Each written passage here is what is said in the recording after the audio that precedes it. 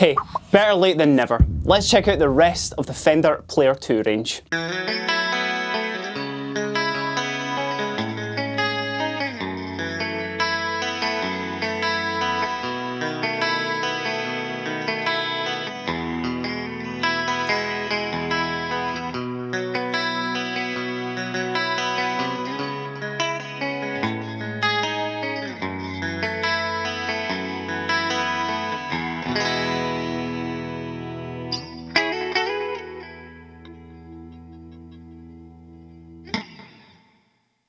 Back in the middle of 2024, Fender revamped their incredibly popular Player 2 series, their Mexican standard range with a bunch of new additions. Now, if you do want the full lowdown on that, I did a video where I went over it in greater detail. You can click above my head if you do want to check that out. I did the strats and the tellies in that one, I'm sure. Now, what I'm going to do today, because at the time I didn't have those guitars, I'm going to look at a couple of the different models in that lineup, including the Jaguar, the Jazzmaster, and also the chambered Stratocaster. So if you do want to see just a specific one of those, I'll split the video up into chapters. You can skip ahead, you can just check those out. But why don't we just go over very quickly what changed with the Player 2s? So there's a few major changes that came with the Player 2s, particularly when it came to the actual kind of configurations of the guitars.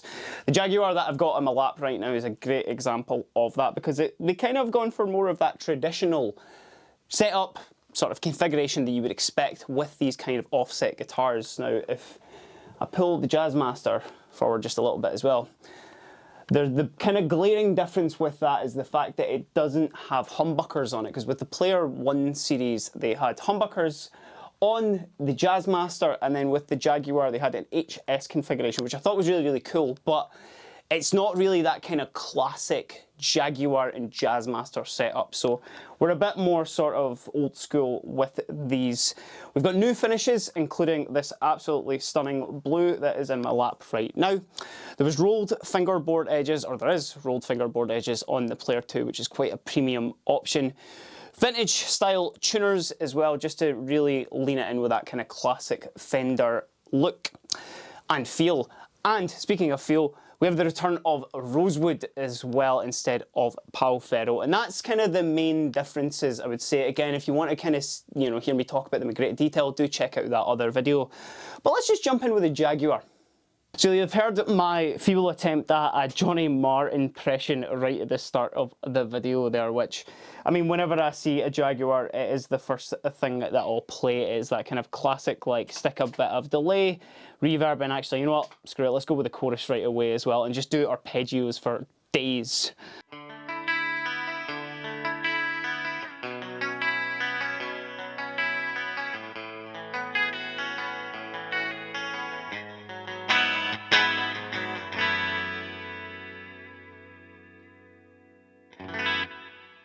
Which that's got that kind of classic sort of jangle and sparkle to it that I absolutely love with the Jaguar. But one of the big differences that I've seen Fender do over the past couple of years, this isn't anything new, in fact this actually is on the Johnny Marr Jag as well, but it's got a blade selector as opposed to the buttons that you would find, say, on like the Ventera series or any of the classic Vibe Squier stuff as well. So for you to change from your bridge position to your neck is so much easier.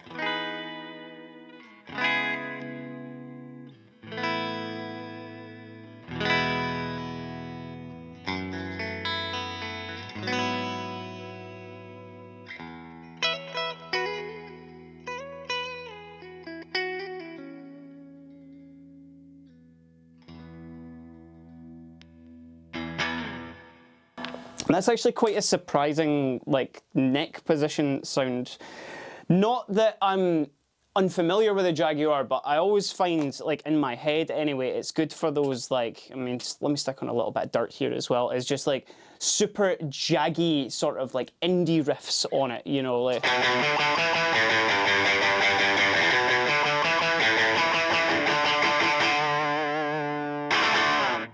Which it's absolutely superb for that, but from kind of setting up for this video here, I moved it over to the neck, and just, you're getting those like really nice warm Fender sounds. It's not exactly the same as the Strat, but it's definitely got its own vibe to it.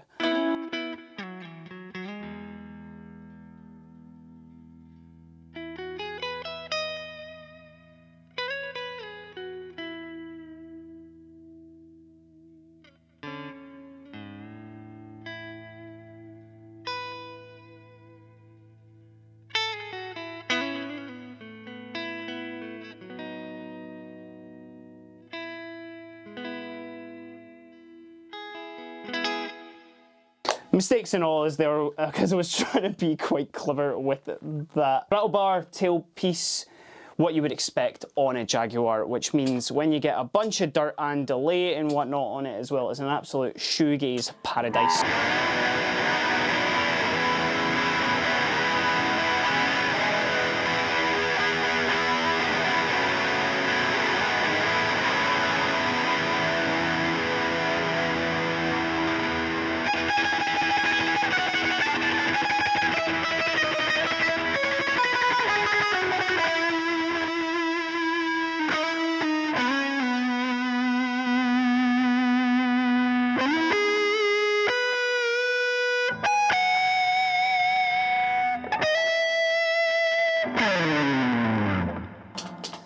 Now, if we're talking shoegaze, we're probably going to want to switch over to the Jaguar, because that's kind of synonymous with shoegaze bands for sure. And unlike the Jaguar, which is short scale, you know, meaning that it's just that little bit shorter than you would expect from like a Telecaster or a Stratocaster, the Jaguar is exactly the same as the Tele and the Strat in terms of its scale length. Now, this has all the kind of changes that you would, as you would expect with the Jaguar as well, and all the Player 2 differences. But one of the kind of biggest differences, certainly for me, is the fact that it does have those proper Jazzmaster pickups on it, which they're not P90s, they're big single coils, they've got their own sort of vibe to them, and for a lot of people they do love the sound of them because they kind of like bridge that gap between like a Telecaster and a Strat. I feel that you can get a lot of sounds out of just the one guitar.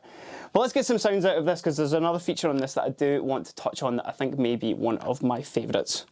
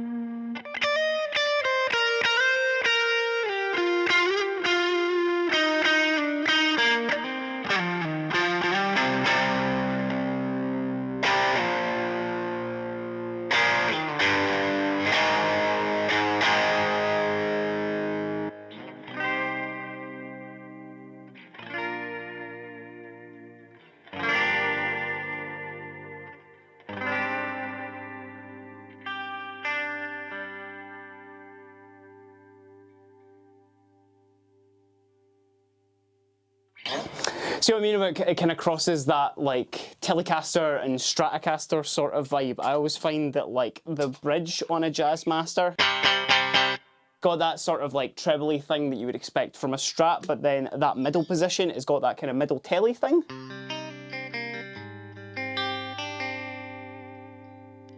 And then the neck is its own sort of vibe, which I particularly like. It might be one of my favourite neck positions for a Fender outside of the classic sort of Strat neck.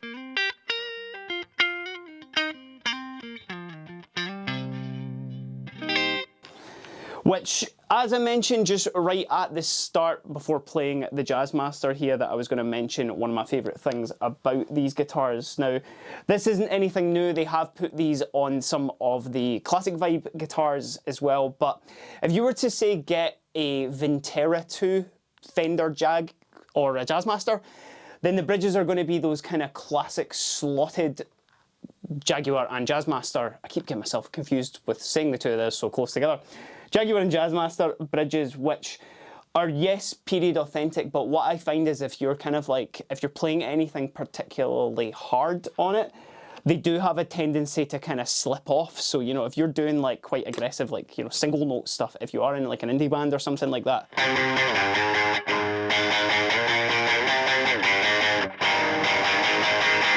what you're going to find is that like this, your kind of E string may slip off, and then actually that works for there, but you're going to kind of like which actually that worked as well, but you know what I mean, it's going to kind of like, it's going to slip off and it's going to feel a bit weird and kind of kill your note a little bit. Whereas with the Jaguar and the Jazzmaster, I nailed it that time, they've gone for the Mustang bridges, which have got these single deeper recesses just right in the middle there, which I think make all the difference, especially when it comes to playability. It just means you don't need to really worry about it. And if we're speaking about not worrying about it, then if you were worried about your Stratocaster being a little bit too heavy, then you need to check out the chambered models in the Player 2 line. Now, there's a couple of these in the Strat and the Tele. The aged Cherry Burst that I've got in my lap here, as well as the kind of more natural looking one, are both chambered ash.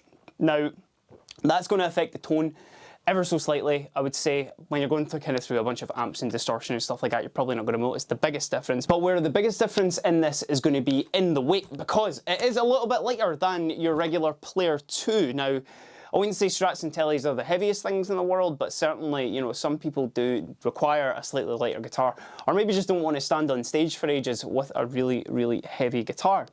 And that's where these guys come in, and they do feel like lighter. You know, it's, again, it's not like you're going from like a full kind of weighted Les Paul down to one of the weight released ones on it, but I think for someone who requires that, it's going to be absolutely incredible for them, just because it does feel just, you know, a little bit easier on the lap. Maybe it's going to be a little bit easier on the shoulder, but of course,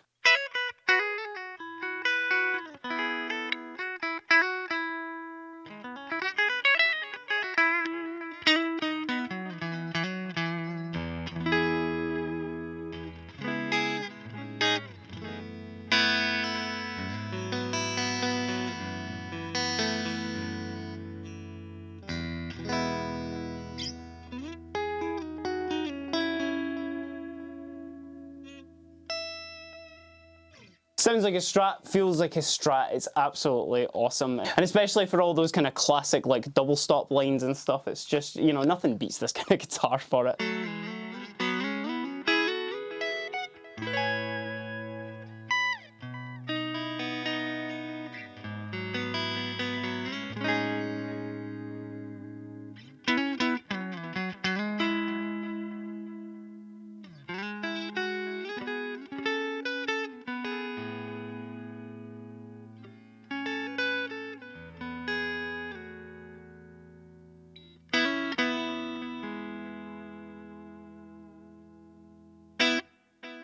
Let's hear how this handles with maybe a little bit of dirt on it as well. Maybe getting a kind of, you know, more of a lead tone out of this guy.